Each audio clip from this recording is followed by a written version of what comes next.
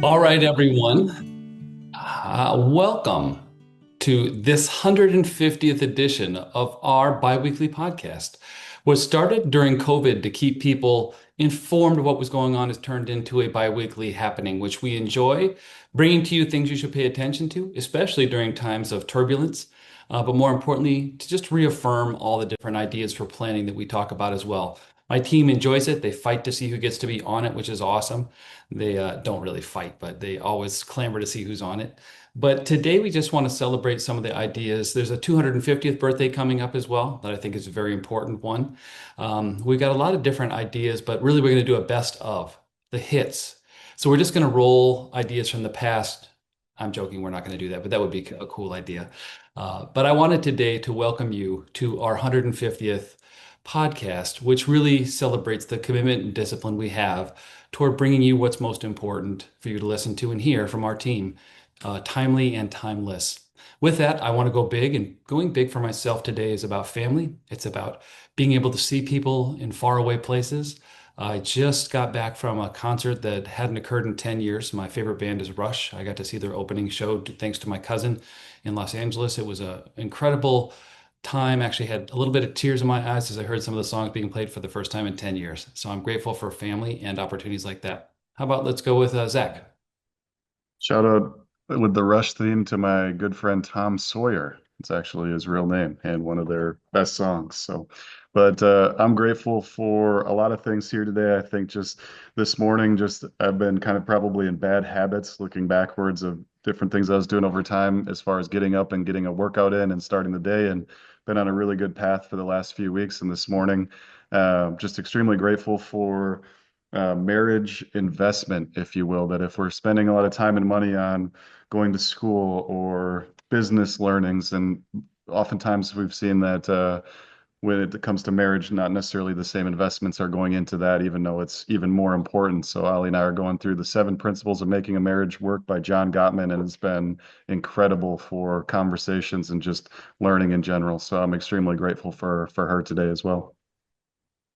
Thank you, Zach. I appreciate that. Let's go with Mr. Birschbach. Thank you, Chris. Lots to be grateful for. I'll narrow it down today. This past weekend, I got to spend a good amount of time with some of my childhood friends, and I just feel pretty blessed to have longtime friends through all that life's thrown at us and all that's changed over the years that we're still staying in touch, still spending a ton of time together. So just feeling very blessed for that. Awesome.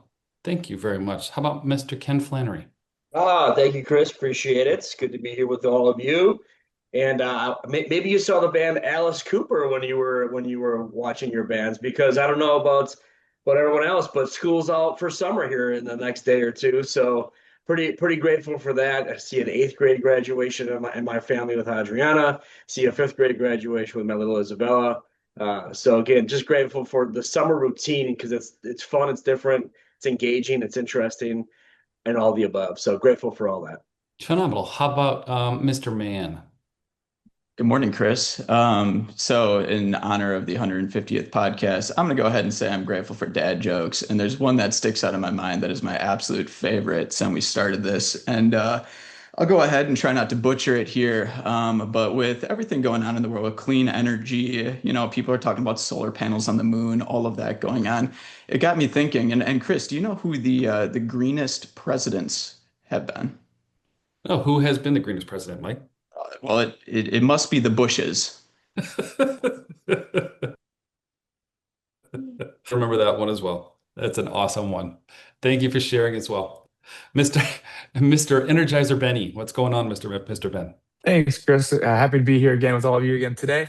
I'm grateful for just family and friends. Just had a lot of support the last couple of weeks for some wonderful things, and just the amount of people that have reached out, text messages saying congratulations, excited for you, and random things. So just grateful for all those wonderful people in my life, including all of you on this call. Awesome. So, a couple of different ideas that I want to touch on today as I go back over time. It's the timeless and the timely. And that'll be very important today because we have somebody here who's from a land far away, and I'm going to call it timeless. It's somebody we celebrate our 250th independence from. She's a wonderful staple here of our firm, at our galactic firm here at Gentian. And she's from across the pond originally, but now she's fully one of us. And I'd like to say, Mrs. Lisa, yes, I figure she probably had something with England on it. You can see as she has her England. I'm sure it's her FIFA England jersey on. But what are you grateful for today, Lisa? Well, it's funny that you said that, Chris. Thank you. Hi, everybody. Always grateful to be on here with you guys. And as you saw my little flash of my England shirt, I'm so happy. It's been, what, 50 years that the World Cup is coming to the USA. So I'm very, very excited about that. And I'm very outnumbered at this branch. So with my shirt. But I know Chris is going to go see a game. It's going to be very exciting, and I think a lot of people will be very surprised at how huge this really is. And I know Chris knows how excited I get for all of these games, so especially for the England games. So just grateful for that it's come to the US of A. That's awesome. So today there's a lot going on. Celebrating obviously the World Cup coming, celebrating the 250th. It's filing our anniversary of our independence, if you will, as well in the United States. There's a few things going on that are more current as well. We've got some of the biggest IPOs in history being filed. And there's a lot of excitement and trepidation around it, with both are warranted. So a lot of questions come in lately. I want to give some perspective. I've been in the business 30 years and seen the best of times and the worst of times. It was a great album by Styx, if anybody knows the band Styx, the best of times and the worst of times. But however, what's interesting, back in 1995, there were a lot of correlations. I came into this market feeling like I was brilliant. Anything we bought just went up. And I thought that's the way it was because we were pretty smart about what we did. Those who know me know I'm joking on that a little bit. But what I didn't realize back then is it was a bull market. It wasn't brilliance. We hit 2000. That humbled me very, very quickly. And many of us, I saw all the advisors down at the company I used to work at, the 70 on that floor, from old to young, just wondering what was going on. When we hit the 2000s, we started to realize the decade that had two of the biggest corrections in our lives, actually so far the two biggest, unless you lived through 1929 and 1930, but in the 30s, I should say.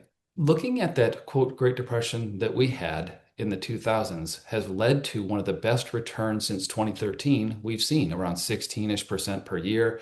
The markets have been tremendous, actually, since 2021. It's been around 22 to 24% per year. A couple of words that I have of caution. I've been through this before. This is time to do a couple of things. Maybe I'll give you 2 or 3 things right now. Number one, watch overspending. This isn't how the market works. The last 8 years, 7 have been phenomenal. 1 was a correction in 2022. People tend to overspend on a consistent basis. One time becomes normal. Listen to me on that. One-time spending becomes normal.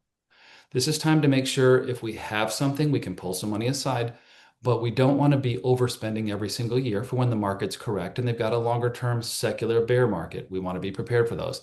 It's what you hire us for. The second thing I want to take a look is just don't expect anything.com to provide a return that's over 100% every year. Right now, people are trying to find the most of the mostest. When you're walking with somebody on a morning golf outing and it's somebody who has nothing to do with investments and they're telling you they bought a company for a few $1,000s that's now going to pay for their kitchen remodel. This is common. It's beginning to happen right now. As it becomes more proliferative and we're seeing more and more people do it, just beware, kind of raise your spidey sense on those as well. So that's number 2. Number 3, make sure you're looking at your long-term plan. What are the goals? Are we well ahead of where we should be? And just be prepared, if you will, for corrective measures. One thing we like to do here as a discipline is operate on about 80% of the portfolio that you have. So when we're looking out on today, when the markets have been really good, we want to look at about 80% of what you had. Can you still retire? Can you still live on that? Are those corrective measures available? Not that you have to do it, but really those 3 things I think are extremely important. I wanted to bring those up as perspective because we're heading into a very exciting time. Don't get me wrong. I am raining on the parade a little bit. It's my job as the elder here to do so and simply bring up that perspective. But things have been really good. Balances are at all-time highs. What I find interesting today is with balances at all-time highs, I have not seen people feeling about the economy and the world agenda worse than this I've almost ever seen, almost during corrective measures as well. So it's a dichotomy. Best balance as ever, feeling the worst about it. So everybody has this in mind. They go, something's going to happen. I don't know what it is, but it's something. So just beware. The market likes to climb a wall of worry. It doesn't mean this bull market's over by any means. We may have 3 or 4 or 5 more years. We may have 3 or 5 more days. Whatever it is, we're prepared for it. I just wanted to bring you some of that perspective from the old sage here since I've been in the business so long. Now that I'm kind of in my sunset years of this business. I'm kidding. I'm not in my sunset years. Just I've been around long enough to offer some perspective now as well. So with that, I just wanted to encapsulate those three things and give you an idea of some of the perspective I'm able to offer now. With all that as well, do celebrate what's going on. Life is about enjoying. We're going to talk a little more about it in a bit. But let me first hop over to Mr. Mike's Minute. Mike, how you doing, brother? Doing pretty well. Good. What do we need to know about? So I really appreciate the perspective that you shared there, especially when we reflect upon when we have those conversations on the golf course and we hear about what's done really well. And it's always what's done really well. It's never, oh, this company that I invested in it just didn't turn out. It went to zero, whatever that may happen. And so it's very easy to always highlight what's done well. Well, I want to highlight what hasn't worked. And I want to kind of remind everybody why we sit in this sort of perspective and stay in this place of continuing to be invested maybe in some funds, some decisions that we made based on manager tendencies and things that we had opportunities in at one point in time. And we allow those to continue to come to fruition despite depreciating in the short term or underperforming the greater market.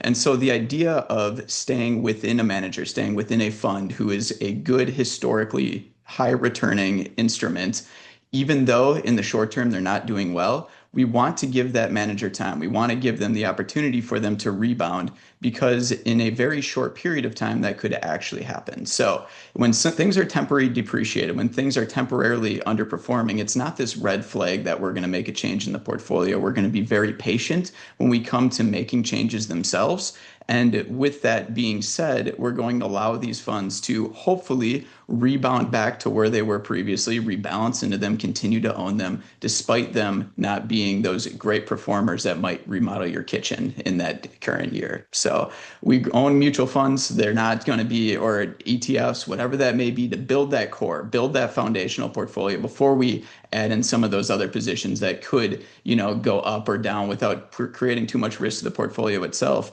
And with that, they're great managers. They're people we want to stick with long term. So thank you, Chris. Thank you. Appreciate that, Mike. Let's go to Zach. How about Zach's Facts? What's going on? Yeah, thank you, Chris. Really appreciate it. I'll just just to keep the pattern moving forward, I'll go through the indices where we're at for the year, and then also just a little reflection on our 150th webinar that we've had with you guys and just the journey we've been on together over the last 6 years of doing so. So the Dow Jones Industrial Average up about 6% on the year. All of these are almost exactly the same as they were 2 weeks ago on the last webinar. A couple of them are 1 or 2% off in a direction, but the S&P 500 around 8% positive on the year. The NASDAQ, which is 50% weighted towards technology, is about 11% on the year. The Russell 2000 is 15. Those are those smaller size companies. International has had actually a little tougher time over the last month or so at 5.3%. And then emerging markets, still the best performing asset class so far of these indices, up about 22% on the year. So just another great example of just staying diversified, continuing to rebalance every single year and sticking to those timeless principles that Chris and Mike walked through. Just one thing, just wanted to take a second is just with that reflection, like Chris talked about, celebrating 250 years as a country, just also the 150 different webinars we've been on with you, been through a lot during those 150 webinars. As Chris mentioned, it starting during COVID, during an extremely uncertain time. March of 2020 had a 30% correction over 23 days. We're actually doing these webinars every week at that point because of how much uncertainty there was and how many things were changing. We had work from home during that time. There was major supply chain disruption. In 2021, 2022, there were still different strains of viruses around, and inflation actually surged 9.1%, which was the highest in 40 years. Right after that, in 2022, we had Omicron, which was a actually more infectious, strand of COVID. Russia invaded Ukraine during that time. The Fed raised its rates extremely quickly, which gave bonds and the fixed income market its worst return over a 100-year time period. And the S&P actually went into a bear market and was down 26% or more during that year as well. 2023, we had a regional banking crisis. The Silicon Valley Bank went under along with a couple other regional banks. And then in 2023, towards the end of 2023, we had the acceleration of artificial intelligence and things like ChatGPT and other companies coming out with it. 2025, nothing really settled down there. We had a extremely uncertain time with tariffs that were going into effect, and the market went down 12% over a few days during that time, and then led to another massive run up. And then in 2026 here, we had the Iran conflict, sticky inflation, where inflation's still being around. And so it's just amazing to reflect back just based off of different biases. It's oftentimes easy to forget of the journey that we've been through. It really just shows that markets don't need calm to progress forward. As Chris mentioned, climbing the walls of worry, which I love how he said that. They just need time, innovation, earnings growth, and being really patient with it as well. So every single year, every single day, there's going to be a new reason not to stick to the long-term financial plan focus. But that's why we have the tenets of faith, patience, and discipline. So with that, Chris, I'll pass it back to you. All right, here ends our webcast. I think that's all we have time for today. I'm just joking. That's kind of fun to do, by the way.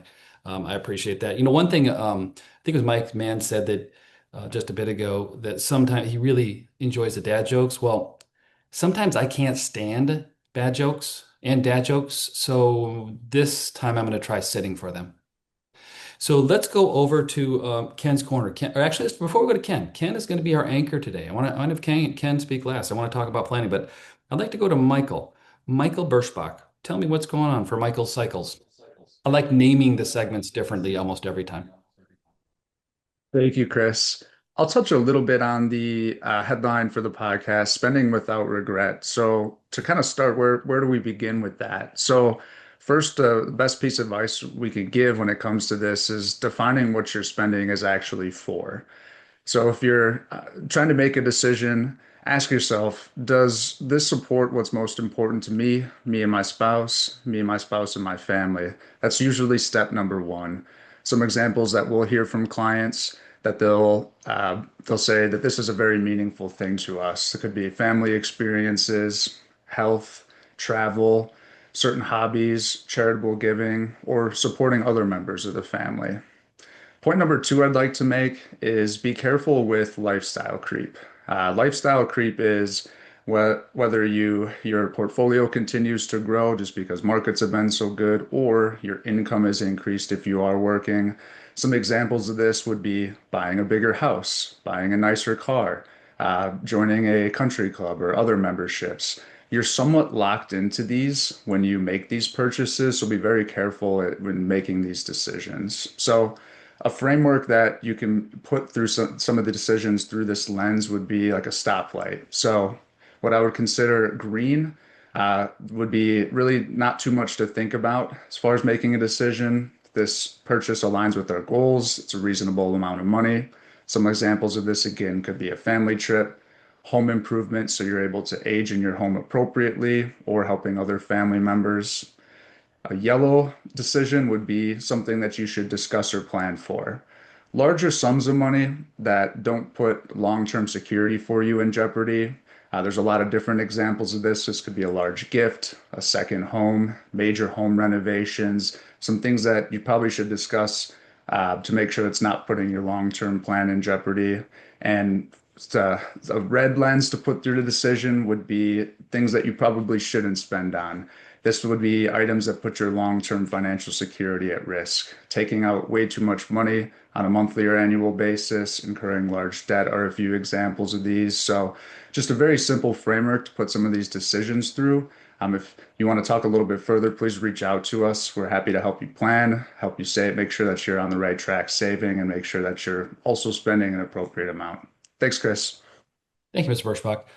Appreciate you. Mr. Benergizer Bunny, what would you like to talk about today? Yeah, thanks, Chris. I'm kind of going to continue off what Michael said about the summer spending, because it is an easy, slippery slope to get away from it. So kind of building off of what Michael said, it's very easy to think, oh, It's only 3 months.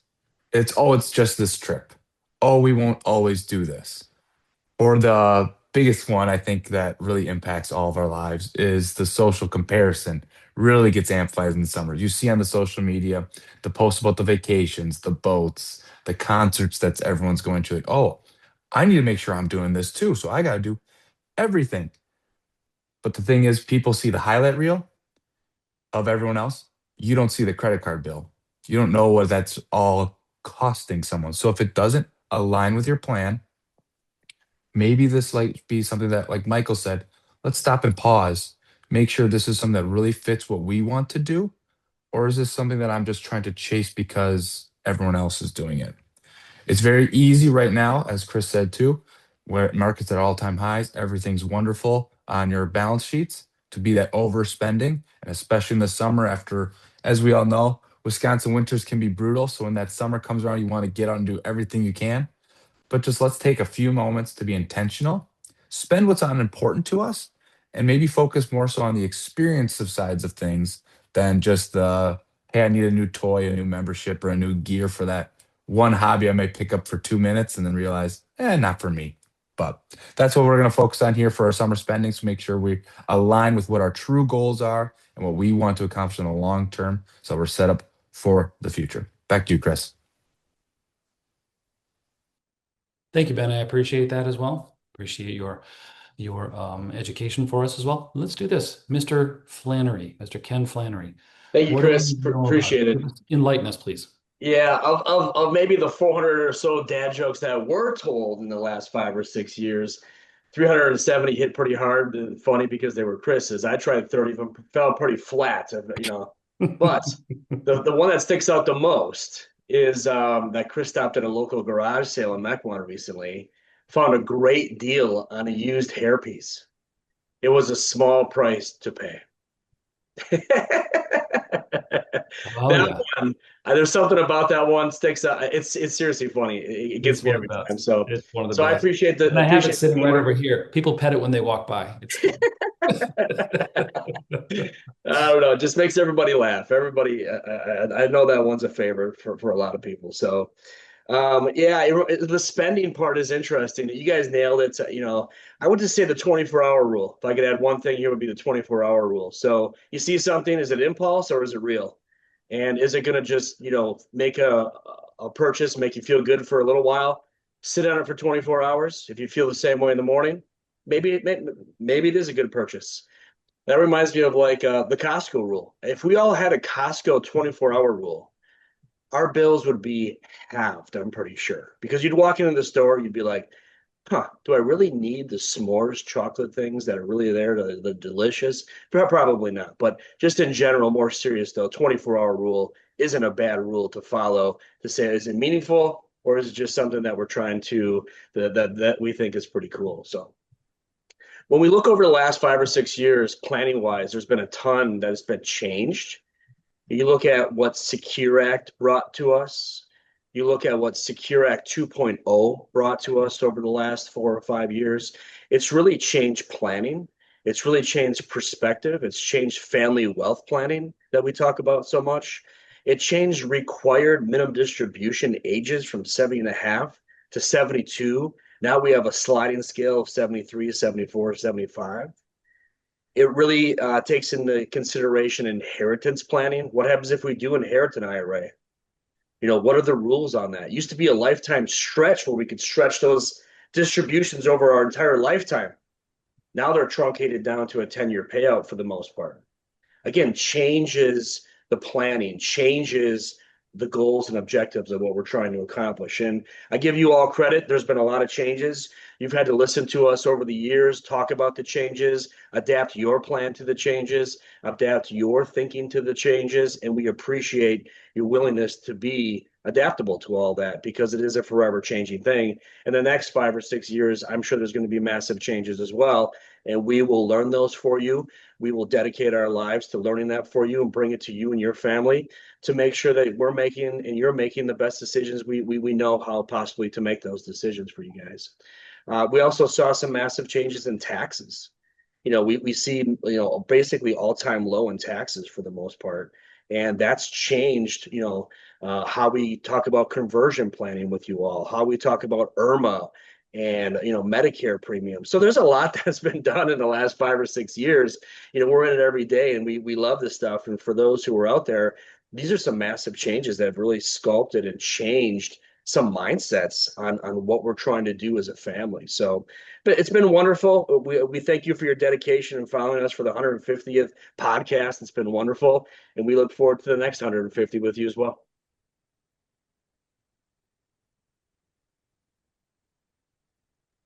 Thank you, kid. I appreciate you, and I appreciate the dad jokes, and it is a small price to pay for a groan from others. So, Lisa, I would like you to give us an idea of what we should pay attention to today. All right, What's going on? What's perfect. coming up? All right, well, what's going on? And these are all definitely not anything that would get anyone's pocketbook because they're all here at Gentian and we're all free. So we have this weekend, Sunday, it's Flag Day.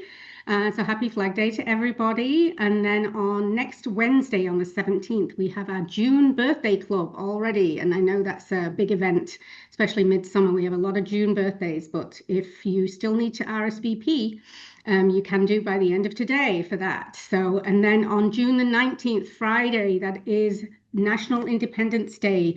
So our offices, along with the markets, will be closed in observation of the Juneteenth Independence Day. On that Sunday, the 21st, summer officially begins and it's Father's Day. So happy Father's Day to all the fathers out there and on our team. And then on Wednesday, the 24th, we have our next bi-weekly podcast, and that will be to how to read financial statements. So that's a very good one for everybody. It's always good to go back to the basics. And then on June the 24th, we have our Kids Finance Camp. We still have RSVPs that can go to that up until the 15th, the end of this week. So please register for that if you'd like your kiddies to get some education on some finance. And then the save the dates that we have for coming up. Obviously, Chris mentioned about July the 4th, the 250th anniversary coming up on July the 4th, or as we in the UK like to say, just the other day. So I think I stole that statement from King Charles that is as his visit to the Capitol Hill that time, but I thought that was always a good one. And then July the 12th on Sunday, we have our Gentian Bluegrass on the Farm, and that is at the Doty family farm, and that's going to be an afternoon event up until about 6 o'clock. So there is limited capacity, and you can still RSVP for that until July the 6th. And then we have on Monday, the July 27th, we have our Rise and Shine, and it's going to be on a Monday evening, even though it's a Rise and Shine, and that is going to be at the Foxyard Station. So you can RSVP for that up until July 15th also. There is limited capacity, so please, if you'd like to join us, RSVP for that. And then going way into the fall, which we don't really want to think about yet, on September the 16th, we have our Shred Eat Outside Day. And that, again, is at the Doty family farm. So you can RSVP on any of our emails and our website and all the others. So that is what is going on at our end. So lots to do. So Thank you, Lisa. Thank you for keeping us informed. So as I close here, I've got a full 12 seconds to finish the next 7 minutes worth of material. So I'm going to speak it really, really, really fast. So what I've learned about 150 episodes and the time that we put together here is number one, money is rarely about money. You spend decades helping families with wealth and retirement, and you realize that people come in, they want to know, will I be okay? Can I retire? Will my spouse be okay? Will my children be prepared? And did my life make a difference? That's what we find the questions that come from you are. The greatest wealth isn't financial. I'll talk about that in just a minute here, but it's about relationships, faith, health, purpose, gratitude, legacy. These are the things that we come in and see. I've met people with modest means who are extraordinarily wealthy people with enormous, and I've met people with enormous portfolios that don't really feel rich. So this dichotomy is very important. Money's a tool. It's really never the goal. It's never the finish line. The goal is to do as much as you possibly can to make those around you and yourself as happy as possible. And those are a few things we've seen. The future belongs to people who keep growing. This is another one. We have a saying here, which is AGB, always getting better. Things we look at to help us reading, curiosity, humility, lifelong learning. What I want to recognize here, though, is you as clients, My team members here, as we've grown, the podcast, I think, began with about 7 team members. We have presently just touching on 17 team members. So as we've continued to grow, thank you for your introductions. Our team has continued to grow as well. So I want to make sure that you guys understand the gratitude really goes to you, and we do this for you. This is the reason we're here. Obviously, it's a living, but many of us transcended this into a vocation where we do what we do because of and for you. The podcast listeners, thank you for listening today. I appreciate the people who introduce people to us. We really appreciate the people you refer and introduce to us and screen. Remember, our goal here is to 100% spend our time on and with you in your situation, letting you introduce us to people who might benefit from our service. And thank you tremendously for doing so. You guys have been fantastic at that. We appreciate you. We appreciate the incoming people that we see that you've screened for us. And not screened by any means, but if you find somebody who's less than savory, we're okay with you maybe not letting them know about us, which is okay. We want to make sure that you're keeping the group here together as well. And really for family, our families that all support us here and allow us to do what we do for you, the sacrifices they make, the benefits that they get from what we've learned as well. We appreciate them. We appreciate what they've done for us too. And as I challenge you today, I say, as you listen, I want to ask yourself a question. What does a wealthy life look like for you? Not according to social media, not according to what somebody else says about today's, highest earning, stock that they picked up, not according to your neighbors, but according to your values, according to who you are. So what I've got here is something that shows you, and we'll talk more about this in a different podcast, but wealth really comes in 5 different forms. There's financial wealth, which most people think of. There's family wealth. There's spiritual wealth. There's relationship wealth, and there's physical wealth. These 5 different categories, what's the point in accumulating so much money if we give up everything we have for relationships, have no one to share it with, and we're not healthy, right? So there's a lot of things that correlate to that. When I talk about human flourishing, when I talk about what we attempt to help you do, it's really making sure you're operating well on all 5 of these axes. Or there may be a 6th axis that you have that's super important to you. What we want to do here is commit the rest of our time and our careers, be it very long, to your success, to what it is you'd like to do, putting you at the focus in the center of what it is our company's about. So when people ask, what does Gentian do? We listen very closely to the goals and lives and values of our clients and help them become the best versions of themselves. So what I'd like you to end this podcast with today is BV. I want you to write down 2 initials, BV.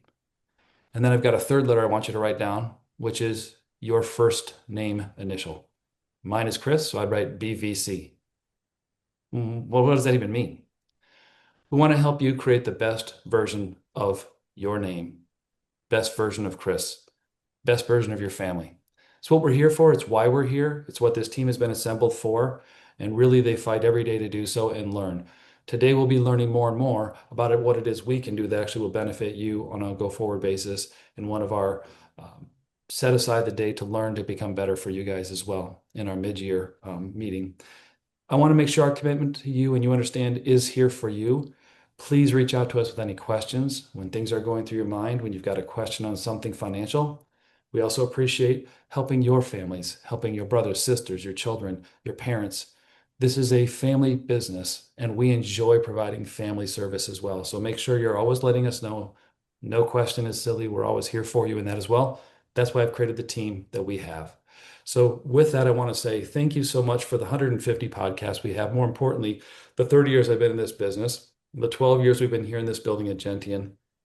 We want to say thank you for all of that. Today's about gratitude, about 150 plus more, about continuing a 200-year-old company, 12 years in the making so far. We appreciate you. We appreciate what you've done.